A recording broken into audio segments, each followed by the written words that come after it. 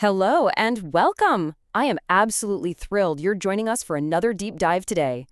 If you're the kind of person who really loves structured, efficient learning, where we strip away all the distractions and focus directly on the text itself, well, you're in exactly the right place.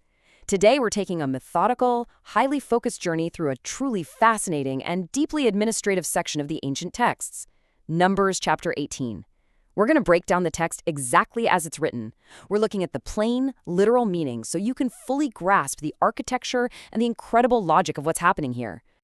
Welcome to the Parties channel. Today we explain Numbers chapter 18 in a clear and simple way, step by step. So, to give you just a little bit of context about exactly where we are in the story right now, picture this. The Israelites are out in the wilderness, and things are tense. There have been some very serious, high-stakes tensions regarding who is actually allowed to approach the sacred tent of meeting. In fact, the people are terrified. They're afraid that simply coming near the sanctuary is going to result in their immediate death. So in this specific chapter, God steps in and lays down the ultimate crystal-clear blueprint to resolve this fear. Now remember, we're looking strictly at the plain, literal meaning of this text today, what we call the Peshat. We aren't going to be adding outside interpretations, Kabbalah, or any deep symbolic allegories. We're keeping it simple and answering the core questions. Who is doing what? Where are they doing it? Why they're doing it? And exactly how are they compensated for their work? Okay, let's dive right into this. Here is our roadmap for today's explainer. 1. Duties and boundaries. 2. The priest's portions. 3. The covenant of salt. 4. The Levites' tithe inheritance. 5. The tithe of the tithe. And 6. Key ideas and lessons. Let's begin with Section 1, Duties and Boundaries, covering the first 7 verses. The chapter opens up with God speaking directly to Aaron. Now, as you probably know, Aaron is the high priest, and his direct bloodline descendants are the priests. God tells Aaron that he, his sons, and his father's family are to essentially bear the responsibility for offenses against the sanctuary and the priesthood. Think about that for a second. That is a massively heavy burden. It means that if anything goes wrong regarding the holiness of the sanctuary, the blame falls completely, 100% on Aaron's shoulders. But thankfully, Aaron isn't doing this totally alone. God tells him to bring his fellow Levites, the rest of his extended ancestral tribe, to assisting. But here's where a very, very strict boundary is drawn. It's absolutely crucial to understand this distinction. The text makes a hard line between the priests, who are Aaron's direct line, and the rest of the Levites. The Levites are given as a gift to do the general work, the heavy lifting, and the daily care of the tent of meeting. However, verse 3 states a literal matter of life and death. The Levites must absolutely not go near the holy furnishings of the sanctuary or the altar. If they do, the text is blunt. It explicitly says, both they and you will die. Only Aaron and his sons may serve as priests regarding everything at the altar and inside the curtain, what the text refers to as within the veil. It's an entirely exclusive service. In verse 5, it says that Aaron and his sons must keep the charge of the sanctuary so that wrath will not fall on the Israelites again. By setting up these absolute rigid boundaries, God is essentially protecting the general public. He's keeping them from accidentally bumping into what is, quite literally, lethal holiness. Moving right along to Section 2, the priest's sacred portions, covering verses 8 through 19. So we just established that Aaron and his sons have an incredibly high-stakes, high-pressure job. They're bearing the absolute responsibility for the spiritual safety of an entire nation. So the totally natural question to ask is, how did they survive? They clearly don't have time to go out and farm or herd animals or run a business. What exactly do they get in exchange for carrying this massive spiritual burden? Well, what's really interesting about this is the sheer comprehensive variety of ways the community supports the priesthood. Because these men are completely dedicated to the sanctuary 24/7, God dictates that they are entitled to very specific portions of the offerings brought by the Israelites. First off, God gives Aaron charge over the heave offerings and the hallowed things. When an Israelite brings a grain offering, a sin offering, or a guilt offering, the part of it that isn't burned up on the altar belongs directly to Aaron and his sons. The text labels this as most holy and specifies that only the males in the priestly family are allowed to eat it. But it certainly doesn't stop there. The priests also receive what are called wave offerings. And for these, the rules open up a bit. Verse 11 tells us that anyone in Aaron's household who is ceremonially clean, and yes, that explicitly includes his daughters, can eat these portions. Furthermore, they receive the first fruits of the land. Just imagine the harvest time. When the Israelites gather their crops, the absolute first and finest of the olive oil, the new wine, and the grain are handed right over to the priests. Plus, anything in the land of Israel that is devoted, meaning it's been irrevocably, permanently given over to the Lord, Well, that belongs to the priests too. And there's actually one more major category of support for the priests, and that is the firstborn. The text states that the first offspring of every single womb, both human and animal, is offered to the Lord. Now, obviously, human children are not going to be sacrificed. No way. So the text lays out a very clear, specific redemption process. According to verse 16, every single firstborn Israelite son has to be redeemed when he is exactly 1 month old. The parents are required to pay a redemption price of exactly 5 sanctuary shekels of silver to the priest. The text even goes out of its way to clarify the exact weight, noting that a sanctuary shekel equals 20 gerahs. To put that into perspective for us today, that's roughly 2 ounces of solid silver. Now, when it comes to the animals, it depends entirely on whether the animal is clean or unclean. The firstborn of unclean animals have to be redeemed, just like the humans. But the firstborn of clean agricultural animals, think of your ox, your sheep, or your goat, those are not redeemed. They are considered entirely holy. Their blood is dashed on the altar, their fat is burned up as an offering, and the actual meat, specifically the breast and the right thigh, goes entirely to the priests to be used as food.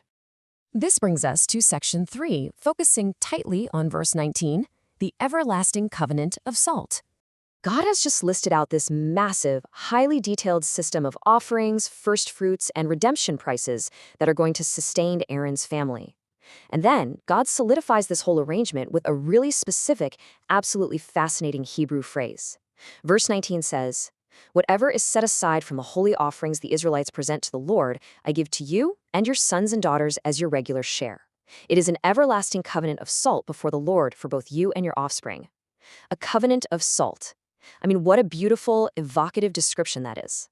In the ancient world, salt was an incredibly valuable commodity. But more importantly than its monetary value, salt preserves.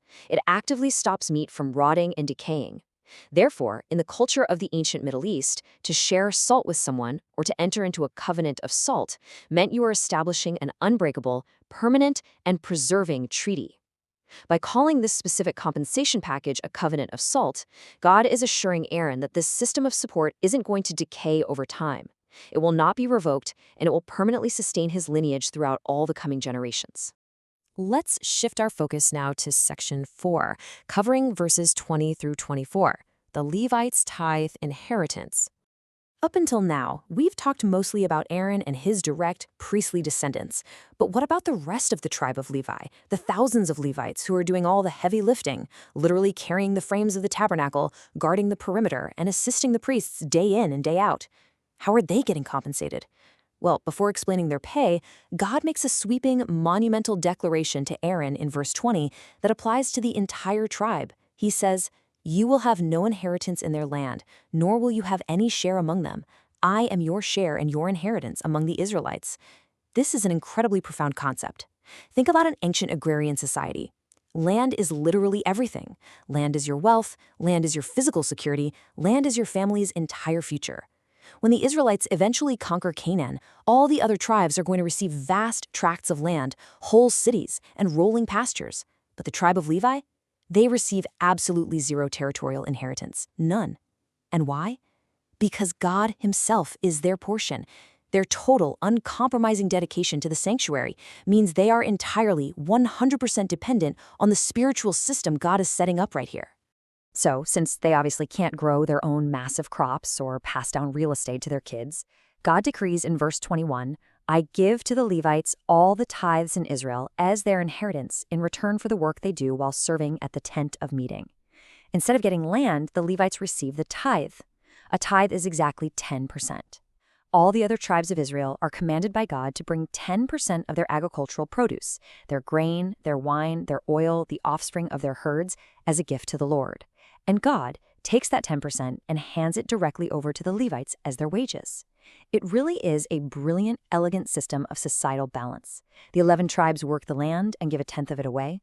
The one tribe works the sanctuary and lives entirely off that given tenth. And that flows directly into section 5, covering verses 25 through 32, the tithe of the tithe. Now you might be thinking, okay, the Israelites tithe to the Levites and we're all done here. But no, there is a critical mathematical and spiritual obligation placed on the Levites themselves. It's a fascinating administrative detail, but it teaches a massive lesson, and this brilliantly illustrates the complete fairness of the entire system. Let's walk through it step by step so it's crystal clear. Step 1. The Israelites take 10% of their overall yield and give it directly to the Levites. Step 2. God tells Moses to go speak to the Levites and say, "When you receive from the Israelites the tithe, you must present a tenth of that tithe as the Lord's offering." So the Levites themselves have to take 10% of what they just received, and the text explicitly says it must be the best and holiest part, and they give that up to Aaron the priest. This is what's known as the tithe of the tithe. Step 3. Once the Levites have successfully given their tenth to the high priest, verse 31 says they and their households are completely free to eat the rest of it anywhere they want. That remaining 90% is completely theirs. It serves as their official, hard-earned wages for their grueling work at the tent of meeting. What's really fascinating here is verse 27. God says that when the Levites give this specific tithe of the tithe, it will be reckoned to them as grain from the threshing floor or juice from the winepress. Think about that. Even though the Levites didn't actually grow this food themselves, God accepts their tithe exactly as if they had tilled the soil and stumped the grapes with their own 2 hands. By presenting the best part forward, they avoid any guilt and defilement, and the whole interwoven system remains completely holy.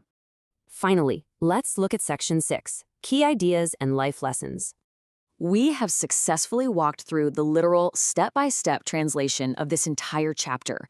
We've seen the nuts and bolts, the pure mechanics of the ancient Israelite sanctuary system. Now, let's synthesize what we've learned into some simple, practical takeaways that we can actually apply to our lives today. First, this chapter emphatically teaches us the immense value of respecting clear boundaries and responsibilities. Aaron had his specific job, the Levites had theirs, and the general Israelites had theirs. When those lines are blurred, chaos ensues, which is exactly what God was trying to prevent in the sanctuary. Knowing your specific role and deeply honoring the roles of others is what creates a safe, highly functional community. Second, we learn a great deal about fair compensation for communal work. The priests and Levites did not produce physical goods. They did spiritual, administrative, and heavy physical labor around the tabernacle. The biblical text makes it absolutely clear that those who dedicate their lives to serving the community must be financially supported by that very community. A society thrives when its workers are taken care of, plain and simple. Third, and perhaps most beautifully of all, we learn that even receivers must be givers. The Levites lived entirely off the donations of others, yet they were not exempt from giving. They had to take the absolute best 10% of what they received and pass it on to the priests. It shows us that true humility and true participation in a community means that no matter your status or your income, you always have a responsibility to give back from what you've been given. I want to leave you with this final provocative thought today. Think about the Levites taking the absolute best of what was handed to them and passing it upward. If the Levites, who owned no land and lived entirely on the support of others, still had to give a tithe of the tithe, how can we ensure we are always giving back from the blessings we receive? Even in those seasons when we feel like we are the ones in need of support, what is our tithe? How can we maintain that vital posture of generosity in our own modern lives? Thank you for learning with us. If this helped you understand the chapter better, like, subscribe, and join us for the next chapter.